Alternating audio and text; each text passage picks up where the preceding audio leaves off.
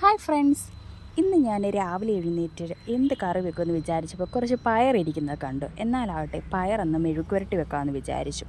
പിന്നെ ഞാൻ എന്താണ് വെക്കേണ്ടതെന്ന് വിചാരിച്ചപ്പോൾ ഇഡലി മാവിരിക്കുന്നത് കണ്ടു. ഇഡലി തയ്യാറാക്കാമെന്ന് വിചാരിച്ചു. അതിനുശേഷം ഒരു കിഴങ്ങിരിപ്പുണ്ടായിരുന്നു. കിഴങ്ങ് തീയലൂടെ ആക്കാമെന്ന് വിചാരിച്ചു. പയർ ഞാൻ പെട്ടെന്ന് തന്നെ ഫ്രൈ ആക്കിയിട്ടുണ്ട്. വളരെ എളുപ്പമുള്ള പണിയാണല്ലോ. എന്നാൽ പയർ ഫ്രൈ ആയിട്ടുണ്ട്. ഞങ്ങൾ ചോറ് വെക്കുന്നത് അടുപ്പിലാണ്. നല്ല വിറക് വെച്ചിട്ടാണ് ഞങ്ങൾ ചോറ് വെക്കുന്നത്. ഗ്യാസിൽ വെക്കാറില്ല. അടുപ്പിലാകുമ്പോൾ പ്രത്യേക ടേസ്റ്റാണല്ലോ.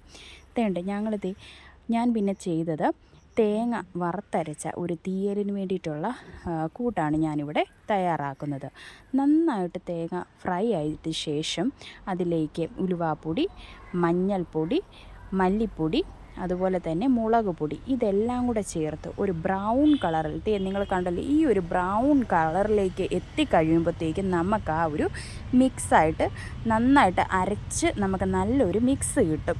അതാണ് നമ്മൾ തീയലിന് ചേർക്കുന്നത്. പിന്നെ ഞാൻ അതിൻ്റെ സവോളയും പച്ചമുളകൂടെ നല്ല വെളിച്ചെണ്ണയിൽ ഒന്ന് ഫ്രൈ ചെയ്തെടുത്തിട്ട് കിഴങ്ങ് നന്നായിട്ട് കട്ട് ചെയ്ത് അതിലേക്ക് ആഡ് ചെയ്തിട്ടുണ്ട്. ഇതാണ് അപ്പച്ചെമ്പ്.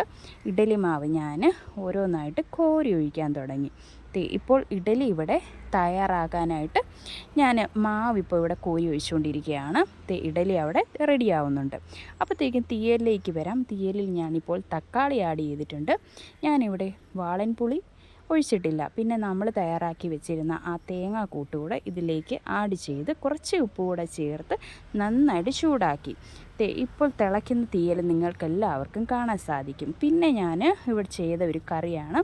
നല്ല മത്തിയും ഒരു മാങ്ങയും കൂടി ഇട്ട് നന്നായിട്ട് മത്തി അങ്ങോട്ട് പറ്റിച്ചു. അതിനുശേഷം ഇഡലിക്ക് എന്ത് കറി വെക്കുമെന്ന് വിചാരിച്ചിരുന്നപ്പോഴാണ് നമുക്ക് തേങ്ങ ചമ്മന്തി അരയ്ക്കാമെന്ന് വെച്ചത്. അങ്ങനെ ഞാൻ ഒരു തേങ്ങ ചിരണ്ടി ഒരു ചമ്മന്തിക്കുള്ള കറി അങ്ങോട്ട് വെച്ചു. തേങ്ങയും റെഡിയായി. ഇതാണ് ഇന്നത്തെ നമ്മുടെ ബ്രേക്ക്ഫാസ്റ്റ്. ഇഡലിയും ചമ്മന്തിയും പയർ ഫ്രൈയും അതുപോലെ തന്നെ നല്ല വറുത്തരച്ച നമ്മുടെ തീയലും ഇവിടെ റെഡിയായിട്ടുണ്ട്. എന്ത് കൊതിയൂറുന്നു! ഇപ്പോൾ തന്നെ എനിക്ക് കഴിക്കാൻ ധൃതിയായി. ഇഡലിയും ചമ്മന്തിയും അതുപോലെ തന്നെ ഉച്ചയ്ക്ക് ചോറിൻ്റെ കൂട്ടത്തിൽ നല്ല പച്ച മാങ്ങയിട്ട് പറ്റിച്ച നല്ല മത്തിക്കറിയും റെഡിയായിട്ടുണ്ട്.